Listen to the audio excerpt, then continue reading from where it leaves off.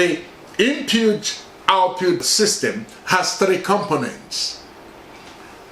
It has the intake component, it has the conversion component, and it has the output component. For a leader, you cannot lead until you have taken in what you need to lead.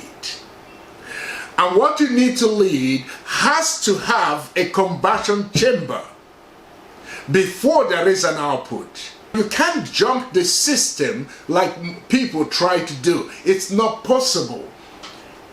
If you've ever written a book before, you will understand that you can't bring out a book without first taking in what other people have said in the field.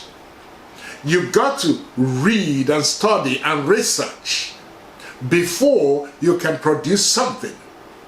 But before you can produce something, there is a very important component that is called the conversion component. The input component is what you know. You see, life gives you first before it demands from you. Life gives you first before it demands from you. What does that mean? You need to give to yourself first before you can demand anything of yourself. If you haven't given to yourself and you're demanding from yourself, there's going to be a problem. There is nothing to draw from. There is nothing to work on. And so here it is. You come in through the intake chamber, an idea drops in your mind. But many people lose those ideas within the conversion chamber. The conversion chamber is your subconscious mind. Within the conversion chamber, that is also where you have your doubts and your fears and your procrastinations. All these things come to rob you of very important leadership skills. You have the skill, you have the input. In the combustion chamber, that's when you start telling yourself, I'm not good enough. There are people who know better than I do. There are people who can do it better than I can. There are things, no, I've done this before. It didn't yield. So I'm not going down that route again.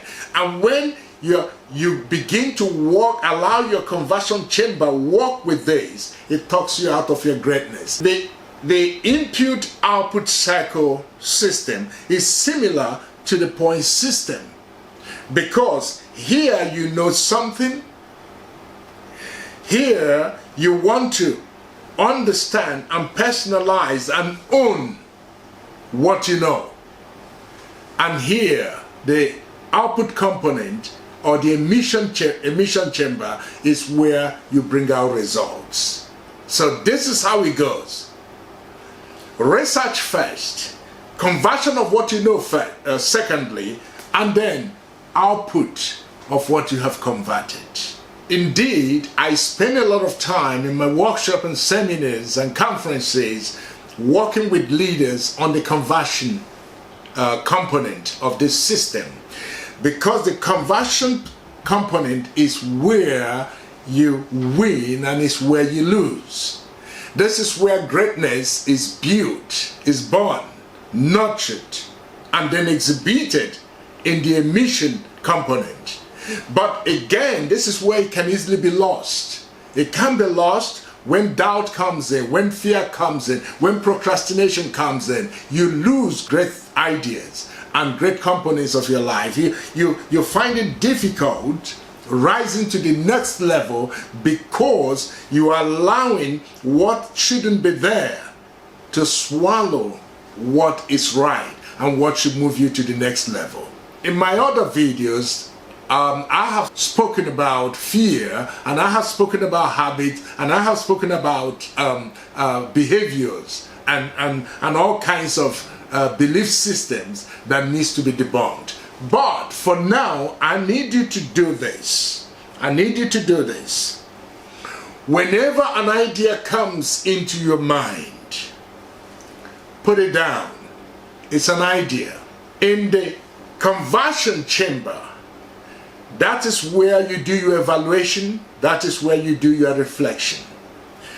Give that idea legs that will stabilize it. That is the difference. An idea is like a flat table. But it can't be a table except it has legs to support it. Now, the way to build up an idea, when you get it from the input component and it gets into the conversion component, you begin to give yourself reasons. The reasons why you have to do what you have to do. If you don't have those reasons, it's going to drop. You're not going to be able to bring it out in the emission component. Those reasons are the motivating factors of God. Those are the things when things are hard. Those are the things that go back. Why are you doing what you're doing? Why is it important that you have to do what you have to do? Why are you pursuing this idea? Those reasons are personal, and those reasons are the reasons why you are tired but you are still running. Those are the reasons why things seem to not to go the way you want them to go, but you are still pushing on. That's the same reason why people have fallen many times in their leadership journey, but they are right back up. Why? They remembered the big reasons why they embarked on it in the first place. And if the reasons help the society, because I'm big on this, it's about the people, it's about people. Leaders exist to help people. Leaders exist to help the society. At whatever level, at the family level, leadership carries the family. At the organizational level, leadership directs the organization. At the national level, it's all about leadership. It's all about leadership. So why are you as a leader doing exactly what you're doing? Why are you doing it?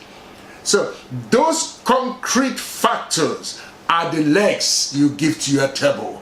Those are the legs that will help you push it into the next level of emission. This video continues in part 2.